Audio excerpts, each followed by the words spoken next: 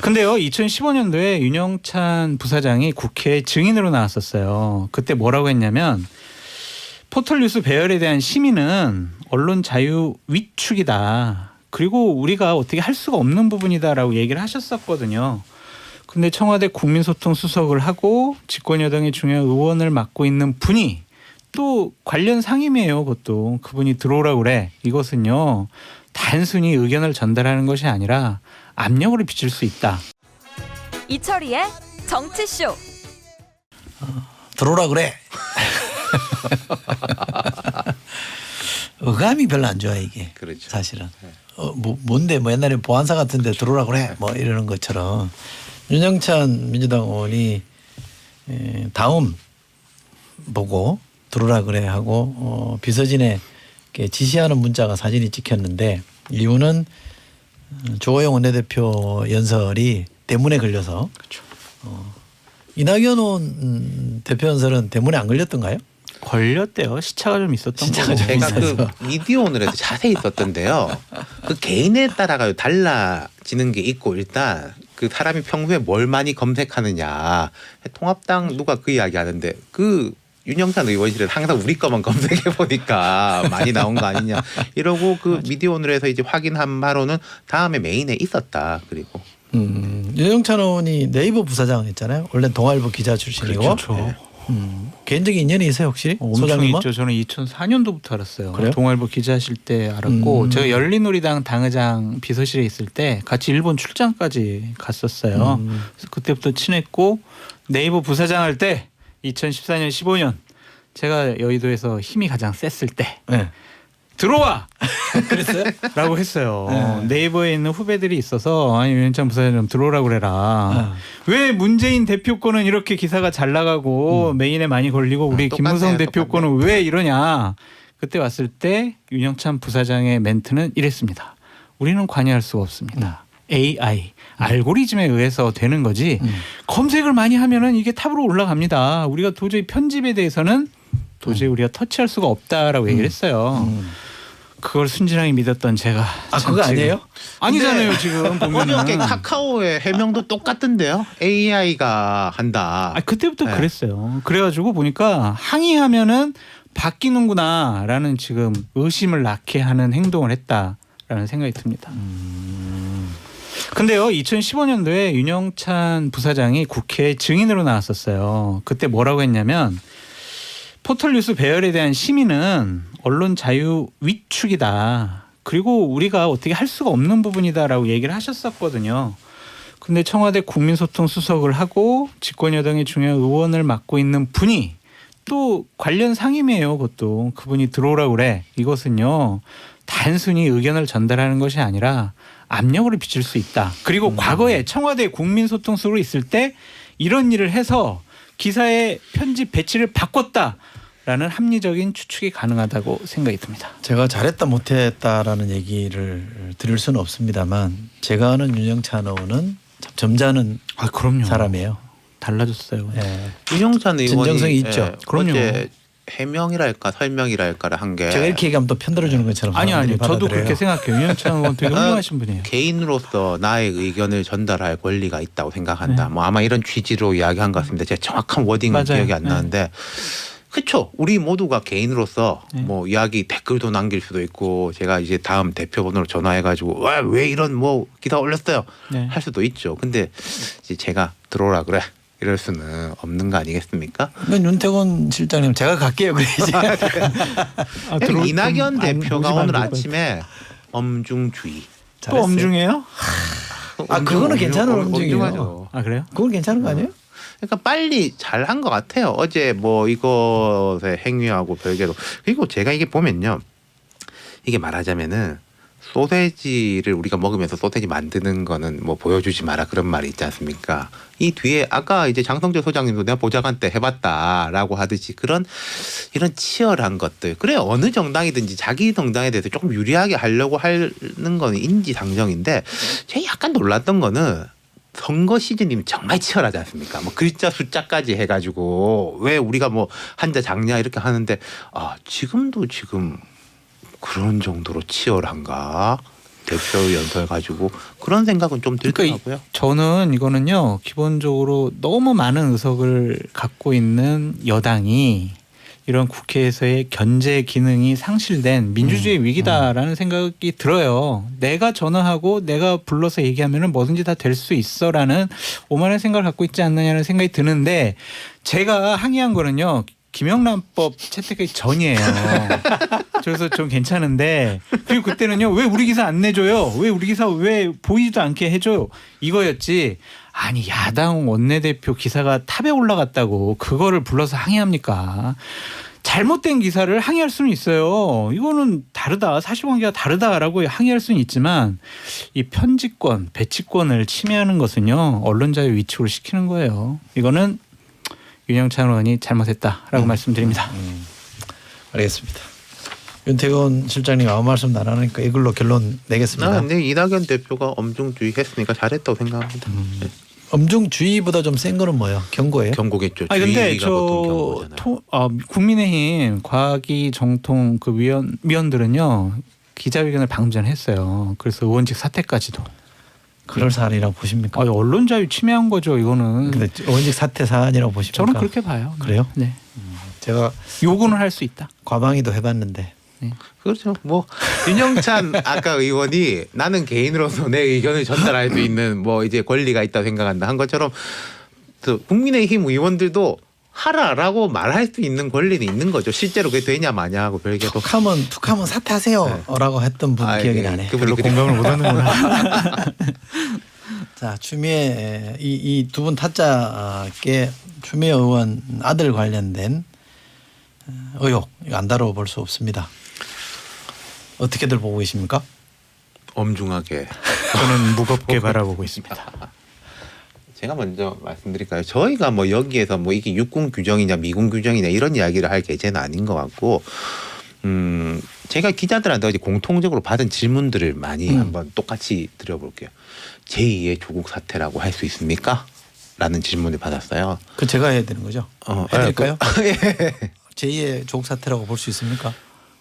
차이점과 공통점이 있는데 차이점은 일단 그때가 훨씬 크죠. 사실은 정말 이 나라가 반으로 딱 쪼개질 정도의 큰 파괴력이었는데 그 파괴력이 그때보다 낮고, 근데 조금 더 악성인 면은 두 번째로 느껴지잖아요.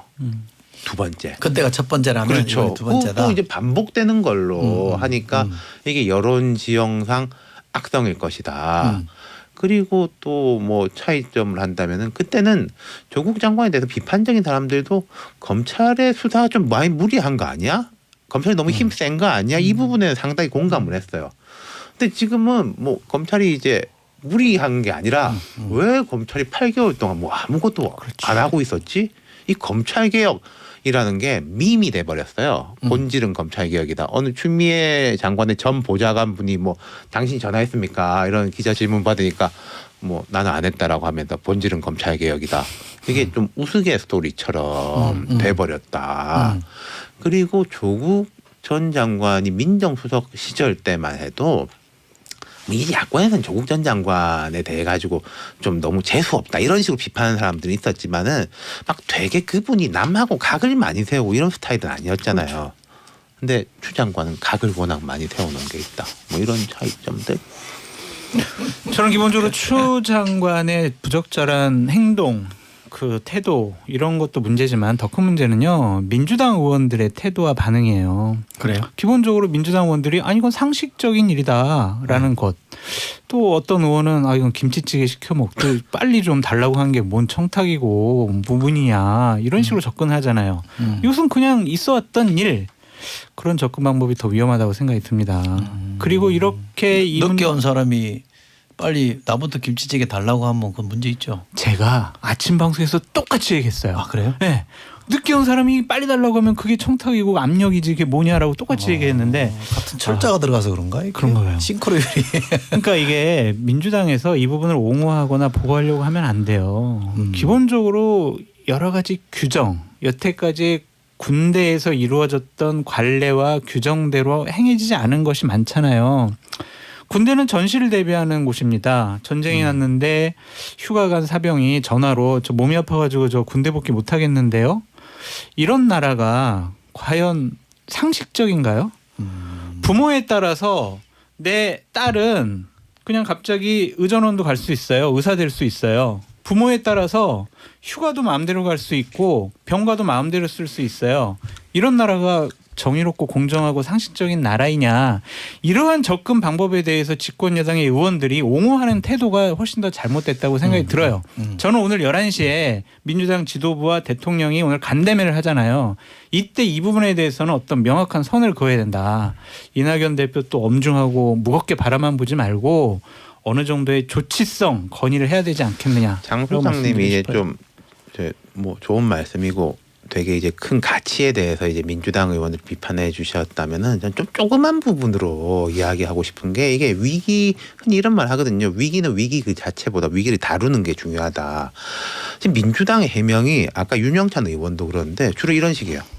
물어봤다, 알아봤다, 뭐 문의했다, 실무적으로 했다. 그게 뭐가 문제냐? 근데 우리가 이제 힘 있는 사람은 나 그거 물어본 거야. 어떻게 돼갑니까 그거?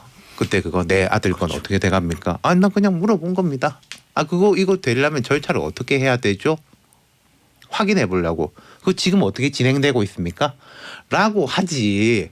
우리 아들 3일 휴가 더 줘. 이런 식으로 말을 잘 안 하잖아요. 그 우리가 다 알지 않습니까? 그리고 뭐 김영란법이라는 게 생긴 게 사실 그것 때문에 생긴 거지 않습니까? 보통 힘 있는 사람들은 물어보고 확인해 보니까 그거 하지 마라고 생긴 건데 지금 똑같이 해명이 물어봤다, 확인해 봤다라고 하니까 그게 안 좋다. 그리고 제가 지난 어떤 방송 작가분한테 이야기 들었는데 왜 민주당에 이제 언론에 나오는 분들은 방송에 나오는 분 특히 뭐 김치찌개 뭐 이제 이 육군 규정이 아니고 뭐 어쩌고 이런 이야기들을 많이 하느냐. 침묵하는 다수는 안 나오려고 하고 그렇게 좀 보호하려고 하는 분은 요청하면 적극적으로 나오고 그러니까 그분들이 계속 많이 나와가지고 민주당의 의견이 전체적으로 그런 것처럼 보인다. 밖에서 볼 때. 당연하죠. 100명 있는데 90명은 입 다물고 있고 10명만 말하면 10명이 다로 보이지 않습니까? 그런 것 같아요. 전 민주당의 전체 의견은 그렇지 않다고 생각하는데 그건 제 생각일 뿐이지 그렇지 않은 분들이 말을 안 해주면 국민들은 모르는 거죠. 그러니까 이런 일이 반복되는 이유가요. 민주당과 대통령의 지지율이 아직도 높아서 그래요. 이러한 정말 국민의 눈높이와 비상식적인 일이 벌어지게 되면 지지율이 좀 하락해야 되는데 아직도 견고하게 지켜지고 있어서 그래 우리가 이렇게 우겨서 이것을 극복하면은 우리끼리 뭉쳐가지고 내년에 보궐선거와 대통령 선거도 이길 수 있어라는 오만한 마음을 갖고 있다라고 생각이 듭니다. 왜 그러면 국민의힘을 믿어서 그렇잖아요. 국민의힘은 어떤 국민의힘입니까? 그러니까 국민의힘이 좀 이 신뢰를 깨야 돼요. 네. 그 여권이 못 믿게 만들어줘야 되는 거죠. 윤태곤 실장님께 전직 기자시니까 질문 하나 드려볼게요. 언론이 좀 과도하게 밀어붙이는 측면은 없습니까? 글쎄요. 근데 이런 이슈라는 게 한번 붙으면 제가 어제 그제부터 좀 이제 언론 분위기가 바뀐다라고 생각을 했는데 좀 언론마다 이제 그 정파성이 조금씩은 있지 않습니까? 정파성 막론하고 다 붙었다. 맞아요. 그럼 저 같은 사람 왜 끼워 넣습니까? 아무 죄도 없는데. 의사도 없고 비중이 있으신 분이니까. 그리고 이제 같은 이제 당에 계셨고 또 뭐 국방위에 있었고 그러니까 등장 인물로서 나온 거죠. 저도 언론 보니까 M본부에서 자꾸 단독해가지고 특종해서 지금 이틀째 계속 때리더라고요. 그런 거 보고 이것은 진짜 뭐 누구 편을 들 게 아니라 잘못된 것에 대한 언론인들의 기본적인 생각이구나라는 생각이 들었어요. 알겠습니다. 그럼 두 분이 타짜시니까 해법. 현역 국회의원 두 번 모신 2부 코너에서 제가 해법을 여야원들한테 물어봤는데 두 분은 객관적이시니까 타짜라서 해법을 제시한다면 어떻게 풀어야 돼요? 여권이. 제가 어제 질문 받고 그렇게 이야기해 줬는데요. 지금 추미애 장관이 꺾이면 타격이 있을 것이다. 근데 버티면 타격은 더 클 것이다. 그래서 출구 전략을 모색해야 되지 않을까. 그게 뭐냐? 출구가 뭐냐고요. 그러니까 추미애 장관 본인이 정하는 게 제일 좋죠. 뭐 누구한테 밀려서 그럼 말을 할 듯 말 듯 그렇게 하십니까? 뭘 정해요? 아니 자기 거치. 지금 거치를 정하라는 얘기는 나가라는 얘기예요? 나가라기보다 내가 이제 검찰과 국정 운영에 부담을 주지 않기 위해서 자연히 내 신분으로서 법적으로 이렇게 하겠다라고 라고 하는 게 좋지 않을까 싶다. 그게 나가는 거지 뭐요 그러면. 그렇죠. 나가는 게 좋지. 소장님은 저는 이 두 단계로 봐요. 네. 첫 번째는 윤석열 총장이 특임검사나 특별수사부를 설치하겠다고 하는 요구를 승인을 해줘서 네. 자 거기서 객관적으로 중립적으로 수사하는 것을 내가 한번 지켜보겠다라고 하고 어느 정도 수사 진행되면은 본인 스스로 사퇴하는 게 맞아요. 사퇴. 이건 사퇴 안 하면요 여권에서 계속 부담감으로 계속 작용할 수밖에 그게 없어요. 그러니까 지금 국방부 장관이 바뀌었잖아요. 네. 인사청문회 할 거 아닙니까? 네. 며칠 있으면은. 이 이야기 엄청나게 나오지 않겠습니까? 나오겠죠. 네. 나오겠죠. 지금 뭐 외교부로도 뭐가 가 있잖아요. 네. 뭐 비자가 어쩌고 국민권익위로도 가 있고 검찰, 법무부 부담되는 데가 너무 많아져요. 네. 이런 상황에서 이제 국정감사 올해 뭐 코로나 때문에 국정감사 제대로 할지 모르겠지만 국정감사 국면까지 넘어간다. 아우 어렵죠. 맞아요. 어려워요. 옳으신 말씀이에요. 그런데 본인이 결단해야 된다 이거 아니에요? 그렇죠. 인사권자가 결단할 수는 없어요. 그게 너무 타격이 커요. 인사권자가 그러면 내가 인사를 잘못한 것이 아니냐. 그러면은 제대로 처음부터 검증을 못한 거 아니냐. 다른 어떠한 이유를 갖고 임명한 거 아니냐라는 그런 공격을 받을 수가 있을 것 같아요. 대통령의 부담을 덜어주는 것이 참모의 가장 큰 역할 중에 하나다라고 말씀드립니다. 그렇죠. 옛날에는 그런 게 일종의 관행처럼 좀 있었던 것 같아요. 그리고 옛날에 뭐 사실 여부를 떠나서 부담 주기 싫어서 그럼요. 제가 책임지겠습니다 네. 이런 거 있었잖아요. 요즘은 그런 건 좀 별로 안 보이대요. 그리고 요즘 제가 민주당 청와대를 보면 청와대에서 예컨대 뭐 그분의 뜻이 이렇습니다. 이건 제가 가상입니다. 가상 드라마. 그분의 뜻이 이렇습니다. 그분은 아무 말씀 안 하시지만은 뭐 스스로 부담을 줄여야 되지 않겠습니까? 그런 식의 좀 총대를 매는 분이 해결사? 누가 있을까? 누군가가 나서야 된다? 뭐 그런 거가 좀 아니 그러니까 내가 궁금해요. 얘기했잖아요. 오늘 11시에 지도부랑 만났을 때 당 지도부가 제대로 된 당이 나서야 된다. 당이 나서야죠. 대통령께서 결심 못하시면 당에서 건의해서 대통령께서 생각을 하시고 추 장관이 그러한 분위기를 읽고 그래 안 되겠구나. 딱 적절한 처신을 해야 한다. 대개 대통령제 국가에서는 비서실장이 청와대 비서실장이 그런 역할을 하는데 네. 그죠? 근데 이제 당이 먼저 이야기해서 퇴로를 열어주는 형식들을 뭐 여러 정권들이 그렇게들 많이 했죠. 네. 그러면 전망 오늘 가서 그런 얘기 할 것 같아요?